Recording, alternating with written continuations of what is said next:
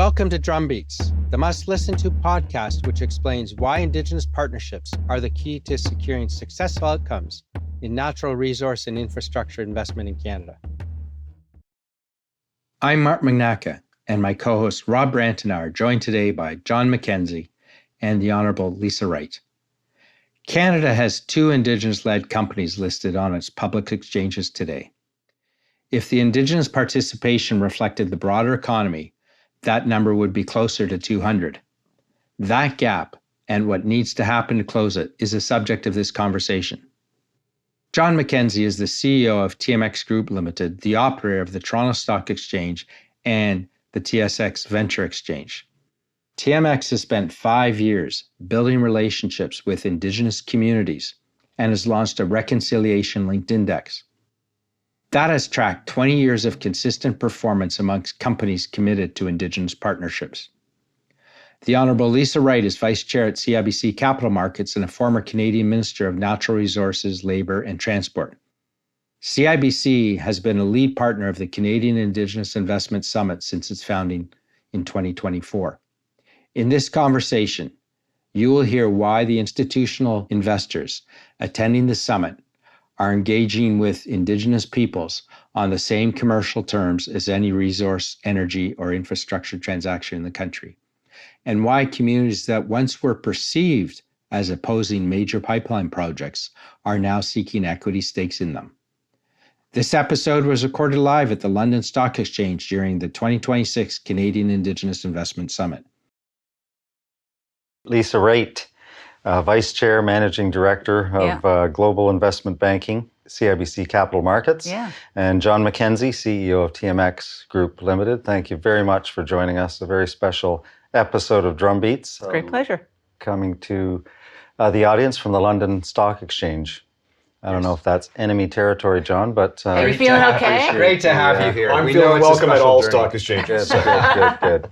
I'm sure. But thank you very much. You're welcome. For coming to the summit. It was great to have both of you. Lisa, you've been with us since the beginning, so we appreciate your support. And John, to have you here coming over for the summit this year was great because that also signifies to the Indigenous nations and peoples in Canada how important this is. And that just gives us credibility. So thank you very much. Perfect.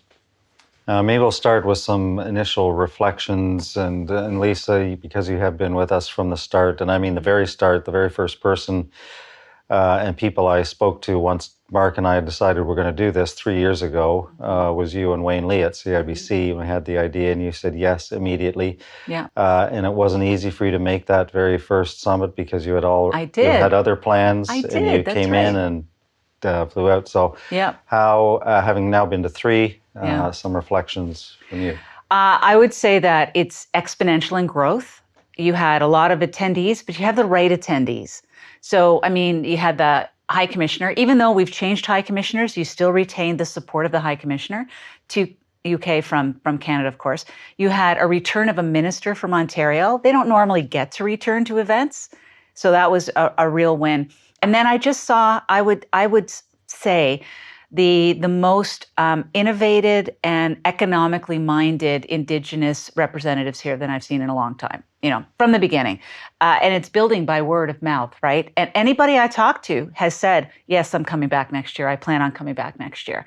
And I think that's a sign that they think it's valuable. And really, that's what it's all about, right? We want to make sure our Indigenous communities think this is a valuable piece of work. But I think my big reflection is, Rob, this stuff takes a lot of time. Indigenous work takes a lot of time. And not only in terms of getting capacity, which has been an exercise of like 100 years almost, but also in terms of educating the investor. So the one takeaway for me is the people in the room understand that what these Indigenous communities are presenting are hard deals that any other proponent in the country would be presenting to any other investor. It's a resource deal, it's an oil and gas deal, it's a mining deal. Like that's what's on display here. It's not about going and saying, I'm going to help you fulfill your ESG kind of ticking of the boxes. That's not what you don't set that up this way. You set it up as a real place. Institutional investors showed up. they can take a look. And that's who they're going for. They want the bonds, they want bond rating, they want to be part of the big market structure. So I think, I'm hoping better for next year. I'll be back saying it now. But it's really good growth, and well done to both of you. Well, thank you, and we appreciate the feedback. And we always take the feedback to make it better for next year, because it has to be better. So when you say, next year it's got to be even better, we're completely aligned with that. And, it's the feedback from yourselves and others that make it happen. So, John, what were your thoughts? So I don't have the benefit of the previous 2 years. I know. To So see this where is the progress this is going to tell us in absolute terms what your perspective was, as opposed to relative and what I've seen. Well, I actually think it's an interesting context, because I think this was actually the right time for us to join and participate. This has been a journey from a TMX standpoint that we've been on for about 5 years. And part of that has been a lot of awareness building and relationship building. And Lisa, you said it right in your comments, that there's an element of long-term trust building in terms of the journey that we're on, in terms of, helping the capital markets and Indigenous communities and companies come together. And so we've had a series of our own events. We've engaged and participated in a number of other ones. We've had sessions where we brought Canadian-based investors and Indigenous companies together in other sectors. So I saw this from, again, another extension and evolution of those programs that we've been engaged in. And I remember when we first got involved with CCIB and we started our PAR program work, our Progressive Aboriginal Relationships work. And CCIB, just for viewers who don't know. Yes, Canadian Council for Indigenous Business. That's right. And I remember when we started doing our work there, and there was a 7-year commitment in terms of the program. And we said, 7 years? Some of us won't even be in here in 7 years. But it was actually that recognition, again, of trust building and relationship building takes time. It's work, it's engagement. So I found all the sessions yesterday to be fantastic in that. And in some cases, the fact that I was meeting with people also that I'd met with in the past was almost even more important, because it was another reinforcing point of what we're trying to do. So I really like where it's come to. I'm looking forward to seeing the next step. We are committed to participate going forward and see how we can be a constructive member of this community. Yes. Great. Excellent. And I think coming back to your comment about the 7 years. That's right. There's the 7-generation thinking that all the Indigenous people talk about. But I think it's also for us who are non-Indigenous, that's the way you do business with the Indigenous peoples. They're in it for the long term.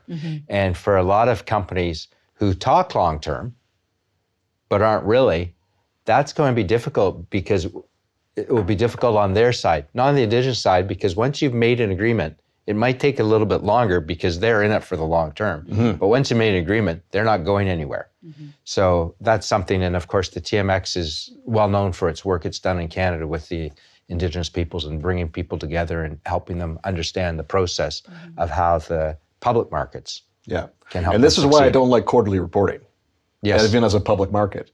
Because when you're building for the long term and you're building for relationships, let's not checkpoint every 3 months. That's not the way to think about a long-term investment. Yes. Yes. Hold a big discussion. And Lisa, I guess for the Indigenous people, yes, long-term, you need patience. But likewise, if you're an Indigenous community looking to raise money outside of Canada, you need to develop relationships too before. It's not about coming once, making a presentation and coming back to Canada with money. You need to develop those relationships, and you need to be here. We've always seen this platform as a long-term engagement platform. It's opening a door for Indigenous communities that normally wouldn't be introduced in this kind of way. And it's a nice way to do it, because they're not committing to a particular bank or advisor. They're coming over and they're getting to see everybody. You had all the banks there pretty much, right? We were there because we care about those clients, but they haven't necessarily chosen us to help them in their projects. I think one of the, I wouldn't say difficult, but one of the things that I marvel at when I see like Ernie Daniels, how he's been doing this for 30 years, and he still has the patience of a king when he tries to describe what it is that he's accomplishing. I think there's a lot of education that has to happen, and hopefully what European and English investors will see and understand is that this isn't a benevolent company coming in to help a poor Indigenous community get on its feet. This is a real sharp business enterprise coming over seeking partnership and seeking some kind of investment so that they can take part in a bigger resource play.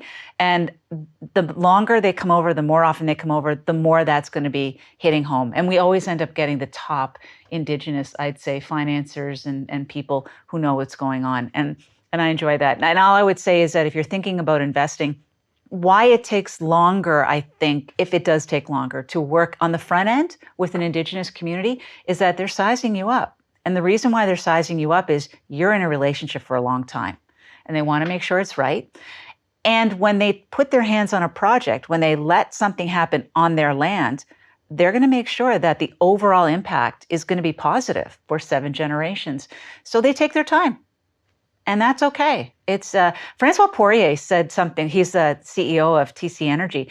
He said when he's telling corporate Canada to go early and bring and send senior people to the community that you want to do a project in, he said they deserve to have as much time to consider the project as you have had to consider the project. So think about that. Before a CEO goes to a community, they've had years. They've looked at feasibility studies. They've talked about it at the board. They've books on it.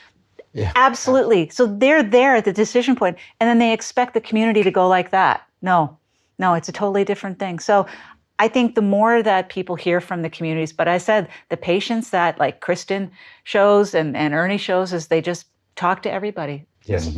We should have the same patience. Well, speaking of that, because some of our viewers and listeners might not be familiar with your previous life in surfing in government. Stephen Harper's government. Do you want to talk a little bit about the perspective from there that you've seen, the changes? Well, a big change since the time we were in government in 2015. Sometimes I reflect, sorry about this, boss. Sometimes I reflect that we made all the mistakes so that they could be fixed. And we did make mistakes on consultation, no question about it. And I think that's why, like Greg Rickford, who's a former cabinet minister as well with the Harper government, I think that's why both of us are so intense in making it right this time, because we saw how we missed opportunities the first time around on natural gas because we didn't do it right. We've got another window opportunity, and we don't want to miss this one for the sake of our entire nations. And that's an important piece. When the first time we had this conference, it was just on the cusp of the Indigenous loan program. We didn't have it at the time. Correct. And I tell the story. I mean, Amber Batul and I were really involved in helping people understand the shaping of the policy. And one of the stumbling blocks was initially the public policy position was that fossil fuel-based projects were not going to be eligible for Indigenous loan guarantees. Right. They were carved out, right? Yeah. And we got in early, and the Haisla were incredibly professional and very, I would say, well, they were productive because they ended up having the final policy not include that exclusion. And thank goodness, because this is what we've done. We've done these good fossil fuel. And it goes back to something I said this morning, which is it's not for us to tell the Indigenous community what project they get to do. Right. It's not for us to tell them how to spend their money. Sovereign nations, right?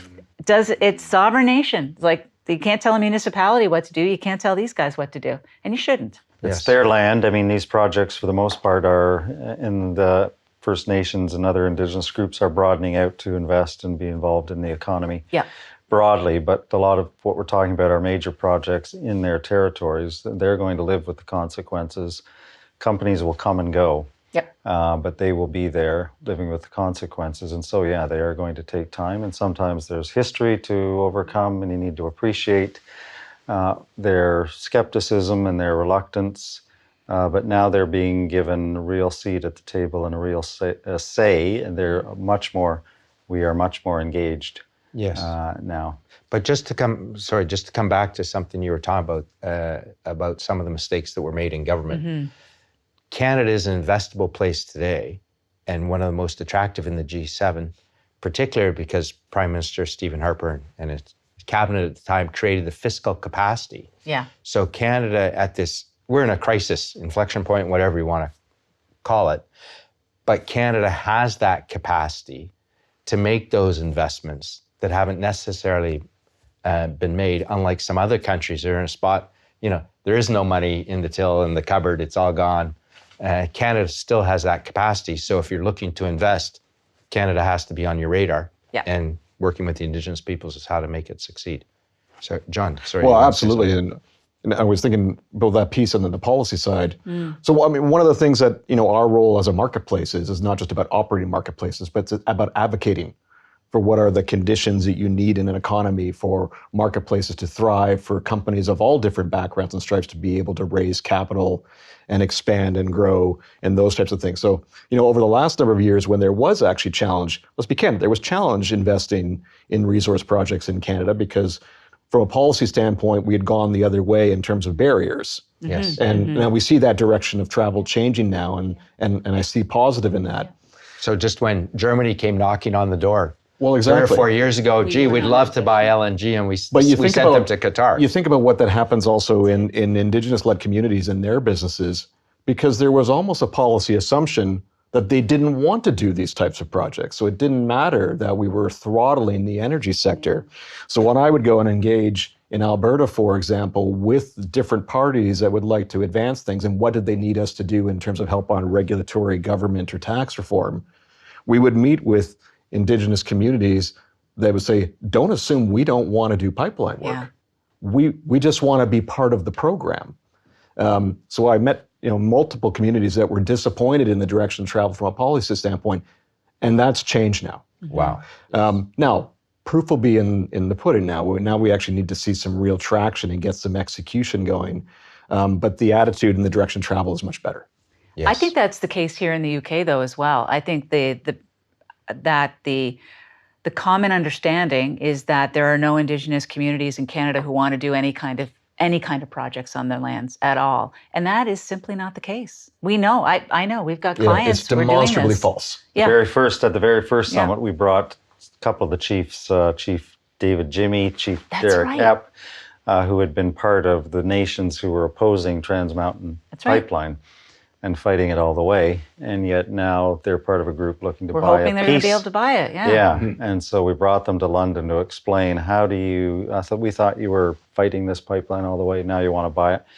And in their words, what we were fighting for was a proper say. And real participation. Real participation. Yes. Yeah. And now that they've got it, that's a much different picture. Mm-hmm. Yeah. The government still needs to sell them a piece of it, though.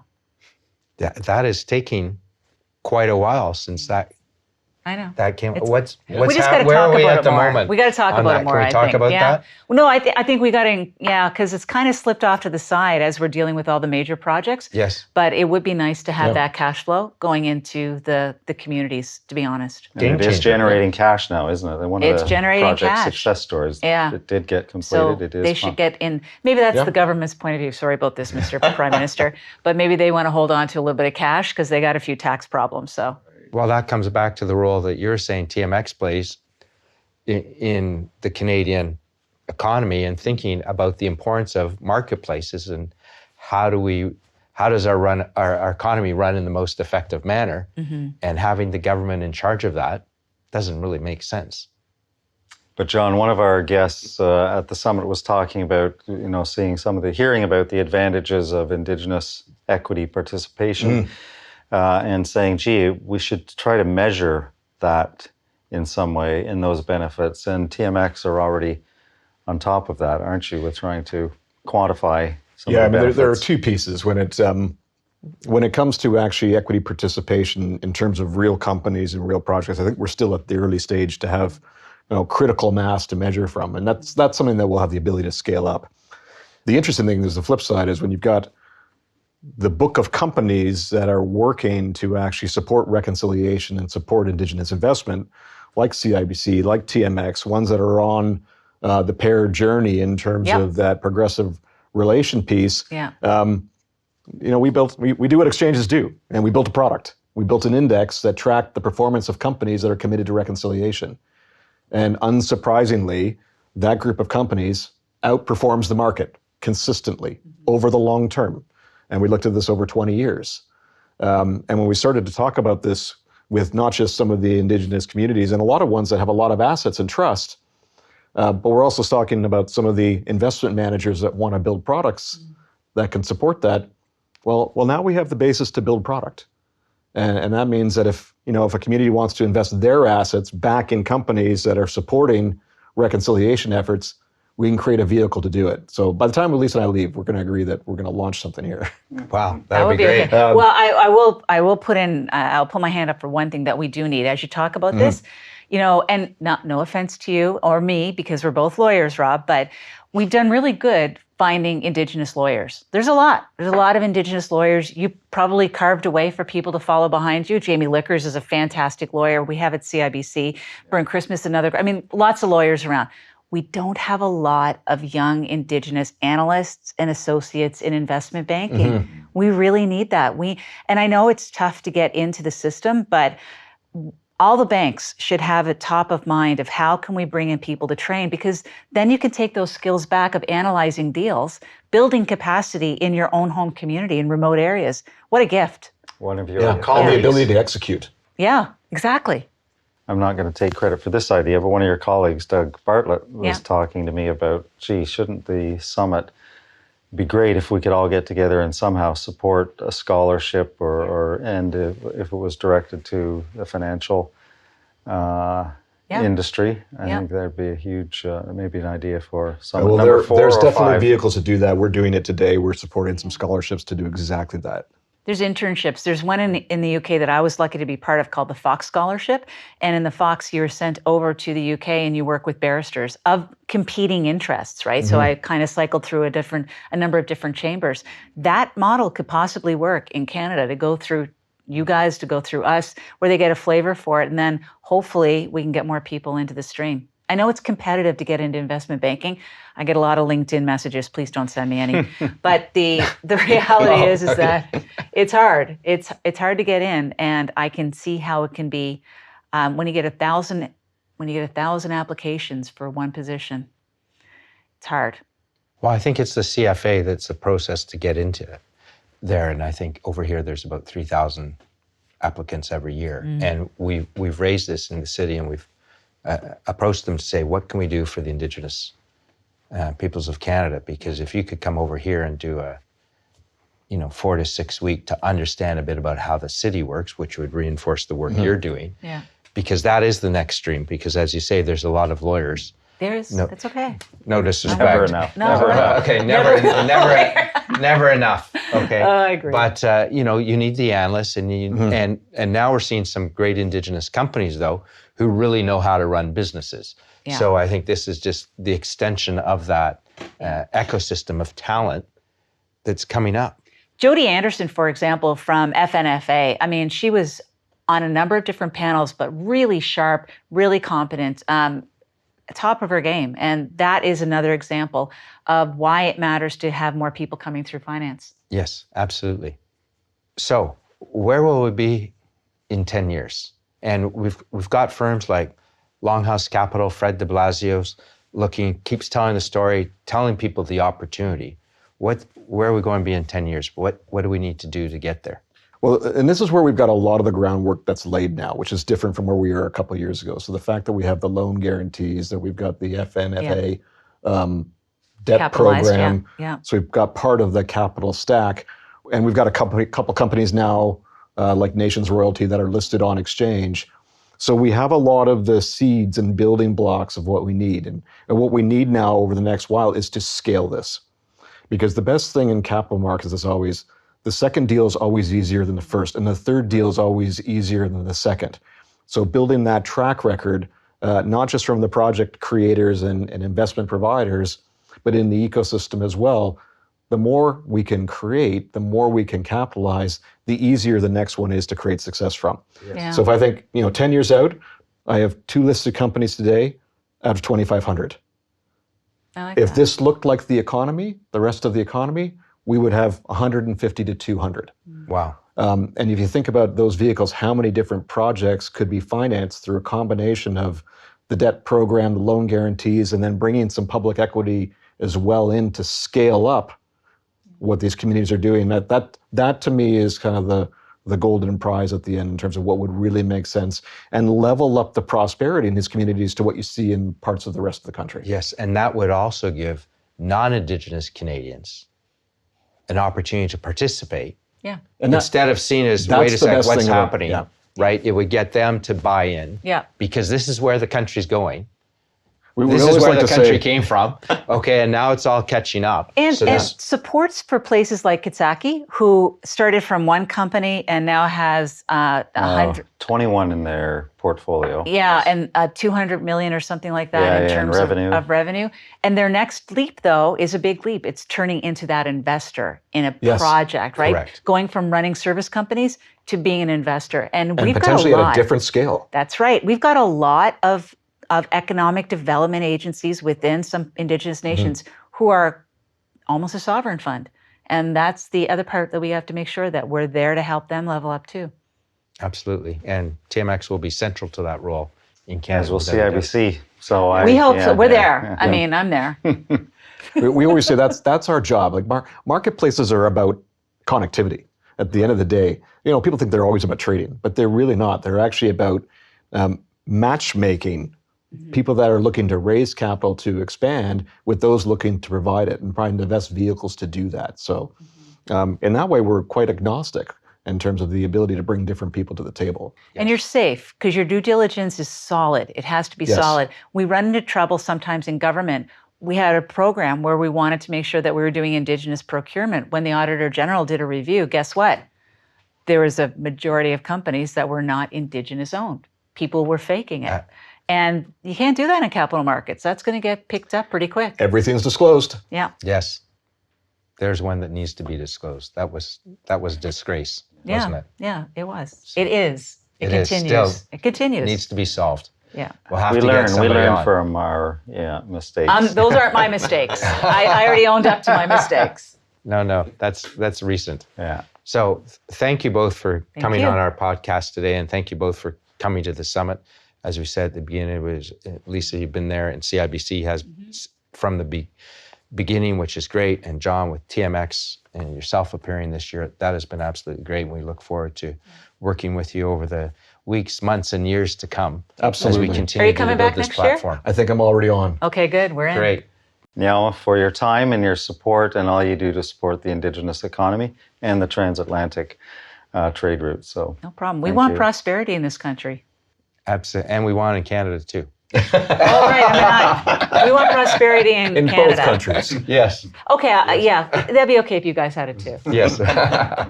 Great. Thank you. Thanks. Thank you. Thank you to John McKenzie and the Honorable Lisa Raitt for sharing their insights with us. And thank you for viewing and listening. Be sure to share, subscribe, and leave a review on your favorite podcast channel. Thanks for listening to Drumbeats. Until next time.